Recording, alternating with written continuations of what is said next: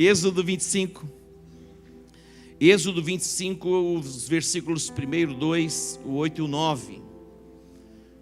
Diz assim: então disse o Senhor a Moisés: fala aos filhos de Israel que me tragam uma oferta. Fala aos filhos de Israel que me tragam uma oferta. De todo homem cujo coração se mover voluntariamente, dele tomareis a minha oferta. Versículo 8: e me farão um santuário para que eu habite no meio deles. E me farão um santuário para que eu habite no meio deles, conforme tudo que eu te mostrar para o modelo do tabernáculo e para o modelo de todos os seus móveis, assim mesmo o fareis. Faça, construa um tabernáculo para que eu habite no meio dele. É uma delícia nós estarmos na presença do nosso Deus. É maravilhoso desfrutarmos de relacionamento e comunhão com Ele. E o desejo do coração de Deus é se relacionar conosco.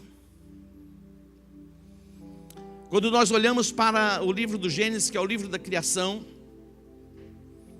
tudo era perfeito no Éden, até que o homem pecou e foi separado de Deus.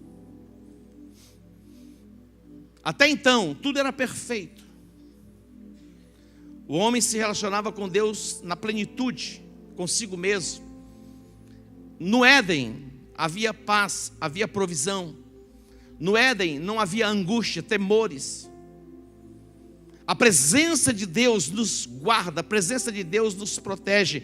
A presença de Deus impede que angústias e fobias tomem conta do nosso coração. Na presença de Deus não há medo, não há insegurança. Na presença de Deus a certeza, a convicção e os temores caem por terra. Deus, ele vinha ao jardim do Éden na viração do dia, e a comunhão com o homem era perfeita, até que o homem pecou. Ele foi separado de Deus. Nasceu na terra espinhos e abrolhos. A terra fora ferida por maldição. E Deus vem ao jardim e o homem se esconde de Deus. Porque o coração do homem foi tomado pelo medo. Onde não há presença de Deus, tem medo. Aonde a presença de Deus, a segurança, a certeza e a convicção. A presença de Deus nas nossas vidas anula, nos blinda do medo. A Bíblia diz que Deus não nos deu espírito de temor, mas de poder, de amor e de moderação. É uma delícia estar na presença de Deus, se relacionar com Deus. E na presença de Deus, todos os nossos temores caem por terra. Deus veio na viração do dia e Adão havia se escondido, estava tomado pelo pavor, pelo medo, por causa do pecado. E Deus, ali no jardim, ele diz: Adão, onde estás? Adão, onde você está? Desde o princípio, é Deus que procura o homem não procura Deus. Não somos nós que procuramos Deus. Na nossa natureza humana caída, jamais nos voltaríamos para Deus. Nós nos voltamos para Deus e amamos a Deus, porque Ele se voltou para nós e Ele nos amou primeiro. Não é você que está à procura de Deus, é Deus que está procurando você. E Deus deseja, na verdade, muito mais do que vir e se manifestar no meio dos homens. Deus deseja de todo o coração habitar em nós. Quando nós olhamos para este texto de Êxodo capítulo 25, Deus chama Moisés. Moisés era o líder estabelecido por Deus para tirar o povo da escravidão e levá-los a uma terra prometida chamada terra de Canaã, terra que mana leite e mel. Existe um lugar em Deus que mana leite e mel. Não é com a nossa mente natural que vamos entender, compreender, mas é com a mente de Cristo.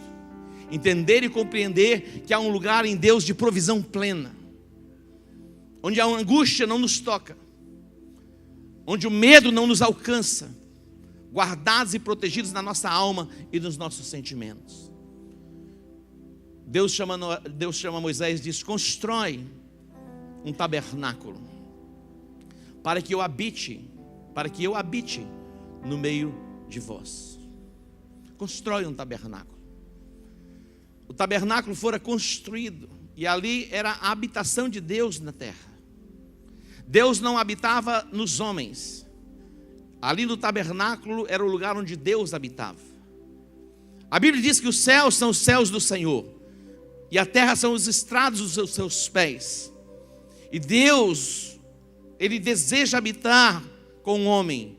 Então Ele diz: constrói um tabernáculo, para que eu me revele ao meu povo, para que eu me manifeste ao meu povo. O tabernáculo, o próprio Deus deu o modelo e como deveria ser executado e feito. O tabernáculo não deveria ser construído e edificado nos moldes das ideias e dos pensamentos de Moisés. Jamais. Por mais boa a intenção que Moisés tinha em servir a Deus, o modelo do tabernáculo não nasceu no seu coração. O modelo do tabernáculo para a manifestação da glória de Deus nasceu no coração do próprio Deus. E dentre tantos materiais usados para confecção do tabernáculo, existe um material chamado madeira de acácia. Diga comigo, madeira de acácia. Atente para essa madeira. Nós temos pessoas voluntárias que nos servem hoje pela manhã. Quando eu ministrei esta palavra, o Felipe, que é o diretor do culto, ou dos cultos, ele me apresentou esta foto. Apóstolo, mas tem umas expressões aqui no meio, Alibaba, não sei o que lá, Patucão. Eu falei, não tem problema, mostra para o povo como é a madeira de acácia. A madeira de acácia é uma madeira cheia de nós, uma madeira dura e uma madeira retorcida, porque é uma madeira do deserto. Atente para isso. A madeira de acácia é uma madeira do deserto, é uma árvore que nasce no deserto. Nós vivemos numa região onde as árvores, é uma região de cerrado, elas não crescem muito, e elas são retorcidas também, por causa do tipo de solo e por causa do tipo do clima. Se numa região de cerrado como a nossa, as árvores já não crescem tanto, são retorcidas, imagina num deserto. Diga comigo, madeira de acácia. Interessante porque é uma madeira dura, cheia de nós e retorcida. O que isso representa? O que isso significa? Isso significa a natureza humana. Nós éramos assim, duros, retorcidos, madeira difícil de se moldar. Podemos imaginar e pensar, naqueles dias ali também existiam outros tipos de madeiras, e principalmente no Líbano, o cedro do Líbano, uma madeira nobre, de fácil manuseio. Mas Deus diz, não é com o cedro do Líbano que vai se construir a minha habitação, é com madeira de acácia, porque a madeira de acácia representa a humanidade. E eu fico pensando, imaginando as coisas em Deus, e a Bíblia Sagrada é extraordinária, tem coisas que a gente nem compreende ainda. Jesus vai nascer na casa de um carpinteiro, vai ser treinado e aperfeiçoado a moldar madeira, e não importa o tipo de madeira, ele pode moldar, ele pode aperfeiçoar, e de uma madeira insignificante, sem valor, ele pode fazer o móvel mais lindo que se possa imaginar. Está falando com você, né? Imagina isso. Jesus, ele foi treinado, o seu pai era carpinteiro. O machado é colocado ao pé da árvore. As árvores eram cortadas, eram desconectadas das raízes. O Espírito de Deus está cortando algo em nós, nos desconectando de algumas coisas do nosso passado, para vivermos a essência e a plenitude do seu propósito aqui na terra. Não existe homenzinho torto que Deus não possa endireitar. Você já viu aquela expressão, nó cego? Até o nó cego pode ser desfeito. Tem uma canção da Aline Barros, extraordinária. Ela fala a respeito de um homenzinho torto. Morava numa casa torta. 1, 2, 3 palavrinhas. Ó.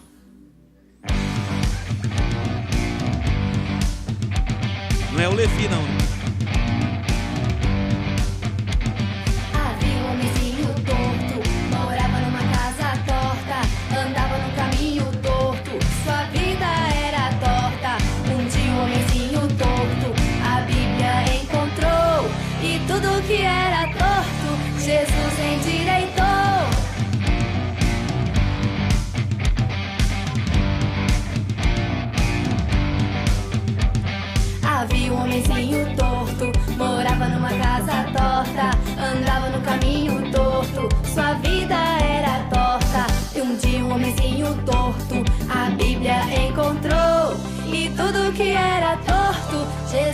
endireitou. Havia um homenzinho torto, morava numa casa torta, andava no caminho torto, sua vida era torta. Um dia um homenzinho torto, a Bíblia encontrou, e tudo que era torto, Jesus endireitou. Dê um aplauso a ele. Havia um homenzinho torto, havia uma mulherzinha torta e tudo era torto. Mas quando Jesus entrou na sua vida, tudo endireitou. Eu estava pensando essa semana a respeito de Saulo. Quem era Saulo? Depois ele se transforma no apóstolo Paulo. O nosso Deus, ele é especialista. Nós não somos o cedro do Líbano. Nós somos a acácia, cheia de nós, uma madeira dura, retorcida, mas Deus, e a irmãzinha que está dizendo assim, que a acácia é bem espinhosa. Dá uma encostada no seu irmão, vê se tem espinha aí. É que muitos de nós já fomos assim moldados e aperfeiçoados. E eu quero profetizar que aquele que começou a boa obra na sua vida, ele vai concluir, vai completar. Tudo vai ser aperfeiçoado para o louvor e para a glória do nome dele. Diga, madeira de acácia. Deus, ele é detalhista, ele dá os detalhes para Moisés. Diz, olha, você vai cortar as tábuas, são como pranchas, de aproximadamente 4,5 metros, por aproximadamente 70 centímetros de largura, com quase 7 centímetros de espessura. Imagina essas pranchas.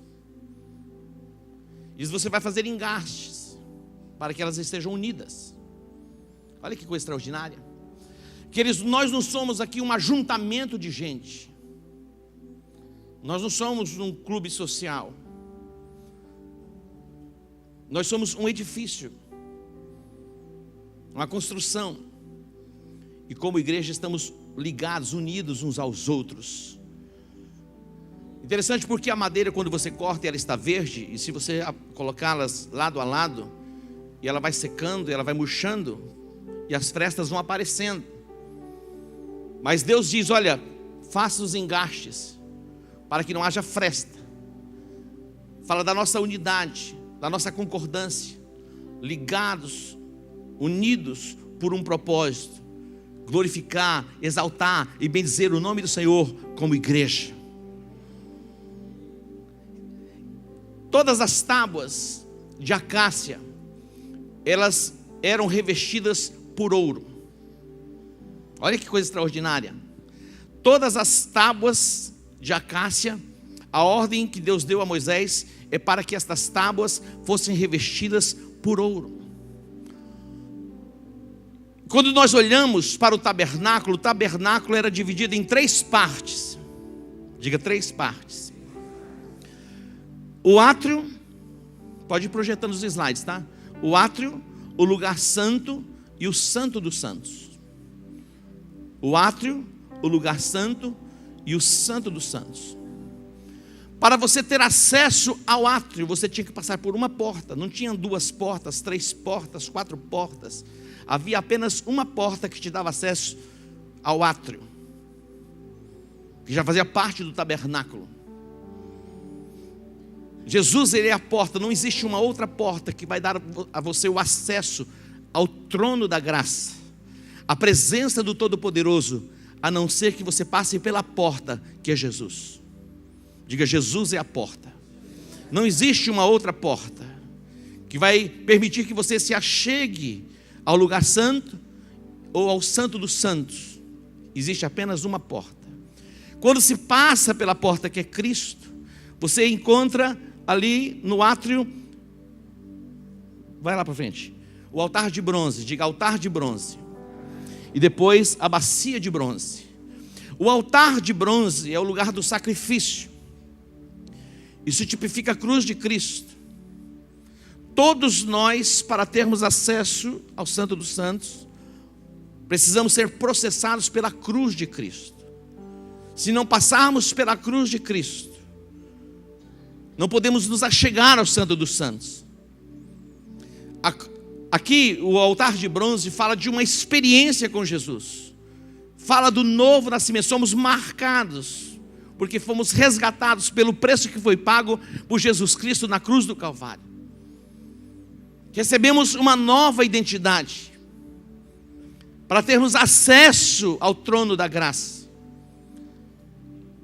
Aqui é uma jornada, e você vai prosseguir na caminhada, mas não é tudo. Por que a bacia de bronze era o lugar onde eles lavavam os pés e as mãos? Porque mesmo você tendo uma experiência com Jesus, e tenha decidido viver para Ele e por Ele, na jornada e na caminhada aqui neste mundo, você peca.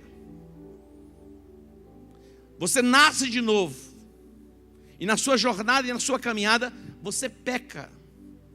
Mas você pode ser lavado e purificado, para que você prossiga na jornada, e você tenha acesso ao trono da graça. Então temos aqui a bacia, onde você pode ser lavado e purificado. O sangue de Jesus nos lava, o sangue de Jesus nos purifica, e tira de sobre nós toda injustiça, e nos dá acesso a este lugar maravilhoso, que fala da presença de Deus, o Todo-Poderoso. Mas não termina aqui. Depois você vai para o lugar santo. Diga lugar santo. No lugar santo nós encontramos a mesa com os pães da preposição.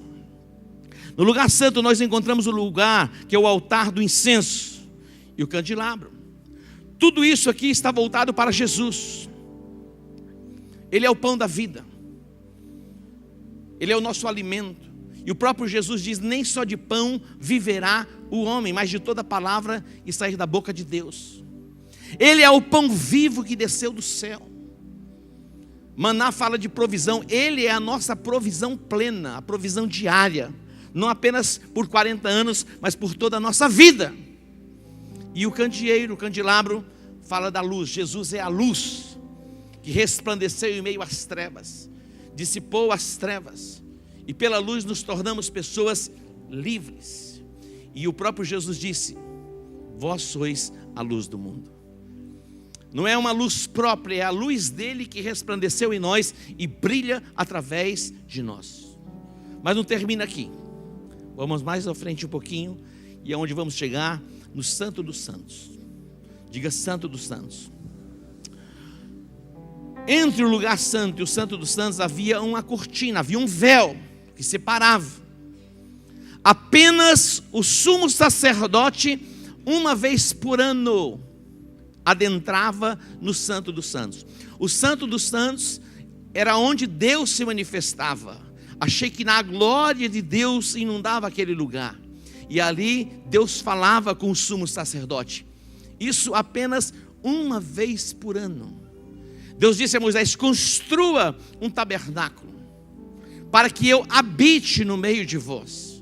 O desejo do coração de Deus era habitar entre os homens. E ali no Santo dos Santos encontramos a Arca da Aliança. Diga Arca da Aliança. Dentro da Arca da Aliança nós encontramos as tábuas da lei, o vaso com maná e a oliveira que floresceu. É o que estava dentro da Arca da Aliança. A Arca da Aliança, ela tipifica Jesus.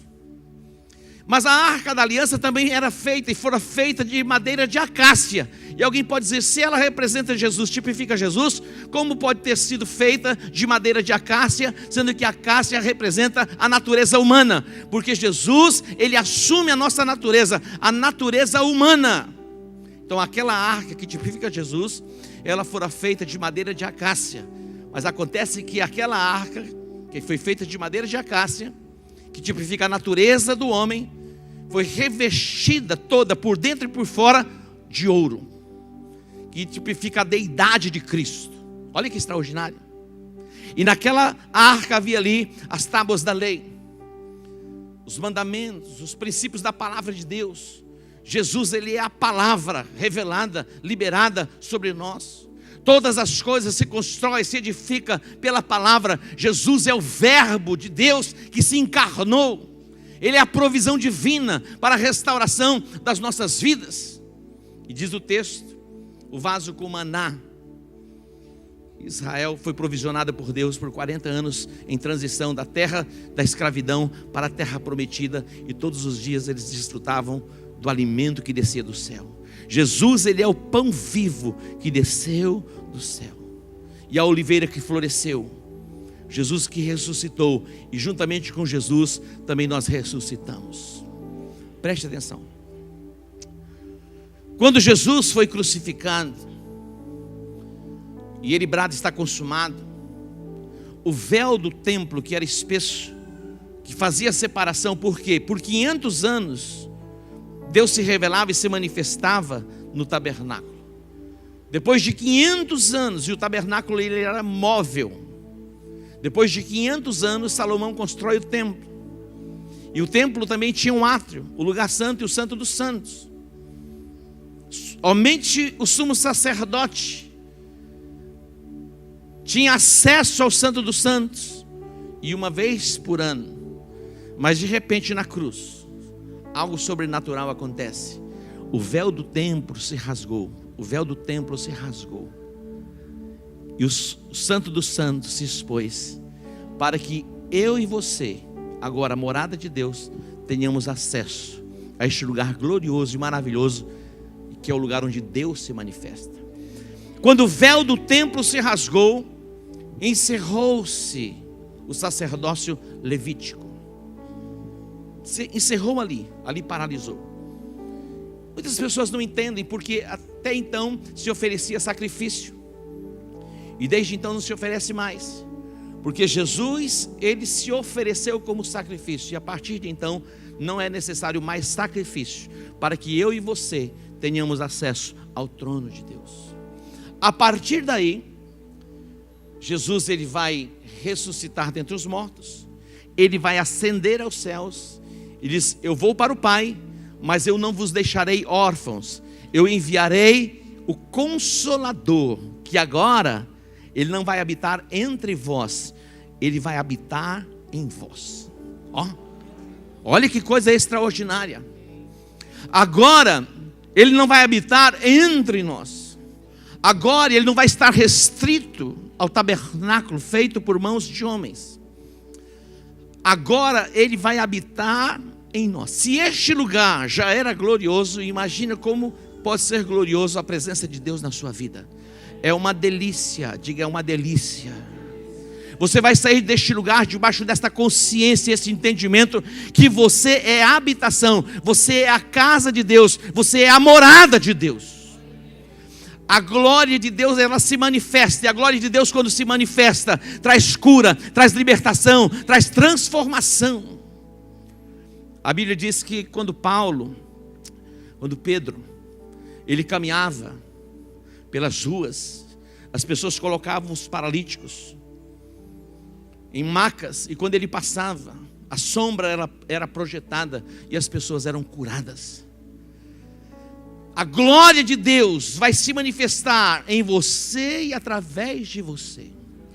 Quando você adentrar a escola, a universidade, quando você sair pelas ruas, no seu carro, entrando no ônibus, no metrô, seja lá onde for, a glória de Deus vai ser tamanha, que se tornará perceptível, e as pessoas começarão a ser cheias da glória e da presença de Deus, que emana através da sua vida. O lugar santo não era um lugar comum, ali era onde Deus se revelava, ali era onde Deus se manifestava. Agora Deus não habita mais ali, agora Deus habita aqui. Deus habita aqui, Deus habita aqui, Deus habita em cada um de nós. Quando nós nos tornamos morada de Deus e habitação de Deus, nós nos tornamos morada e habitação de Deus quando nós temos uma experiência com Jesus Cristo, quando nós nos rendemos a Ele. Preste atenção, o Senhor não está à procura de pessoas perfeitas, Ele está à procura de acácias, madeira dura, madeira cheia de nós, madeira retorcida. Isso fala da sua natureza. Ele não está à procura de cedro do Líbano, pessoas perfeitas ou quase perfeitas. Não. A Bíblia diz que Jesus não veio para os sãos, Ele veio para os doentes. Quando Jesus ele foi à casa de Mateus, Mateus era um publicano, um cobrador de impostos, e cobrador de impostos desde aqueles dias não era visto com os bons olhos. O Brasil, no tempo da colônia, pagava o imposto para Portugal e pagava, era 1/5. Por isso essa expressão, vá para o quinto dos infernos. Você está achando que eu estou brincando, né? Por isso, era 1/5, hoje, meu irmão, é 50%, 40%. Se naquele tempo falava, vai para os quintos dos infernos, imagina se fosse hoje. Graças a Deus nós somos convertidos e a gente não amaldiçoa ninguém, só abençoa, não é verdade? E mesmo pagando tanto imposto, a gente vai prosperar, que vai escandalizar o mundo. Glória a Deus. Mesmo você pagando o imposto que você paga, apóstolo, não tem como, tem. Deus vai te prosperar. Como disse o apóstolo Joel, Deus não vai te levar a um outro nível, vai tirar da prosperidade, vai levar você para a riqueza. Vamos contrariar a razão deste país. Eu já ia falar um negócio aqui, mas não vou falar. Me segura, Jesus.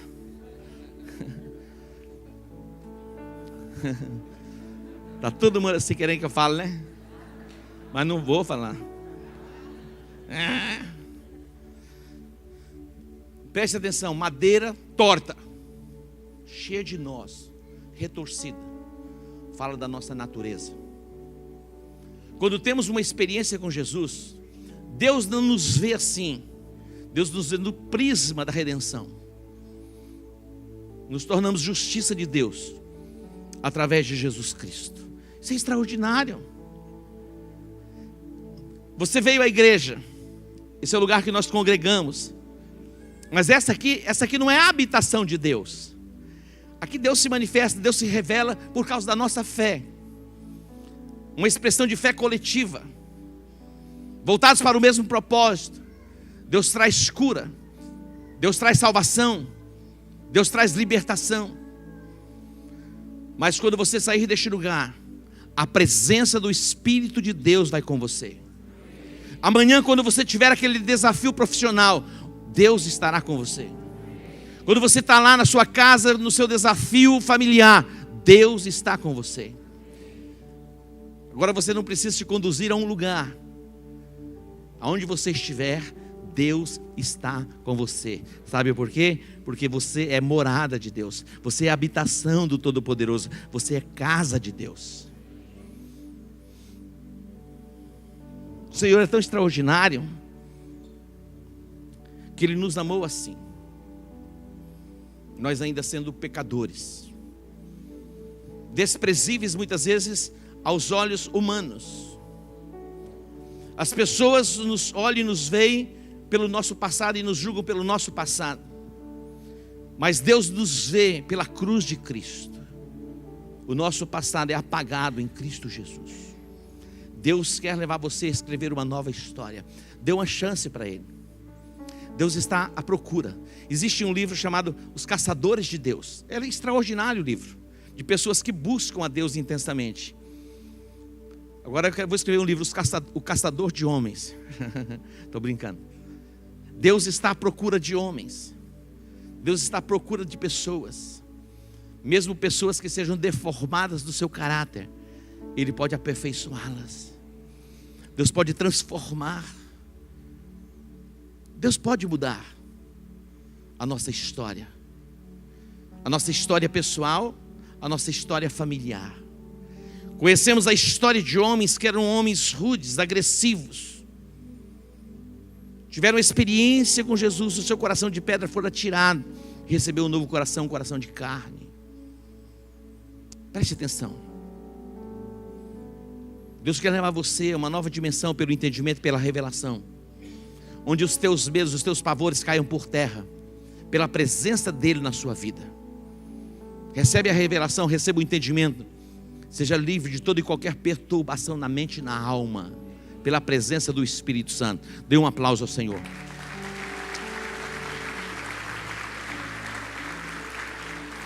Nós ministramos uma canção que diz assim: o meu orgulho me tirou do jardim. O meu orgulho me tirou do jardim. Tua humildade colocou jardim em mim. Preste atenção. Se tiver que... Estou consigo, tá? Tranquilo. Não, eu já estou sabendo o que eu vou falar. É que é tanta palavra que quer sair tudo de uma vez só.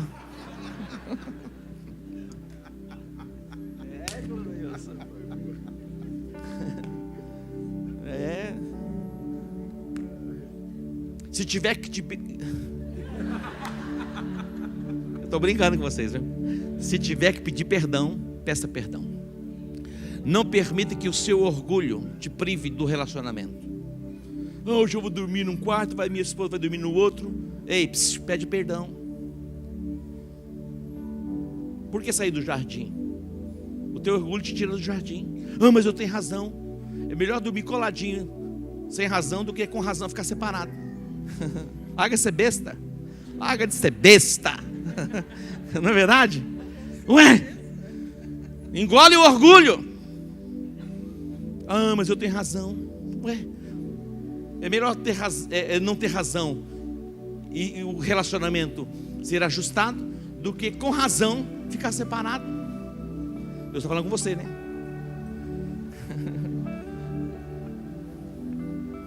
O meu orgulho me tirou do jardim. Tua humildade colocou o jardim em mim. Se tiver que pedir perdão para restaurar relacionamentos que foram quebrados, aí você diz, mas eu tenho razão, eu fui ofendido, eu fui vilipendiado, não importa. É melhor o conserto e voltar para o jardim do que ficar fora do jardim. A presença de Deus em nós nos capacita a pedirmos perdão. Uma pessoa que não consegue pedir perdão tem que reavaliar o seu relacionamento com Deus, tem que repensar, porque Deus é amor.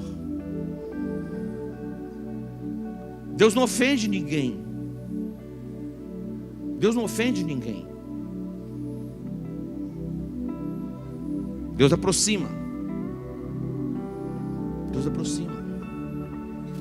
O Espírito de Deus quer trazer cura, quer trazer restauração nesta noite.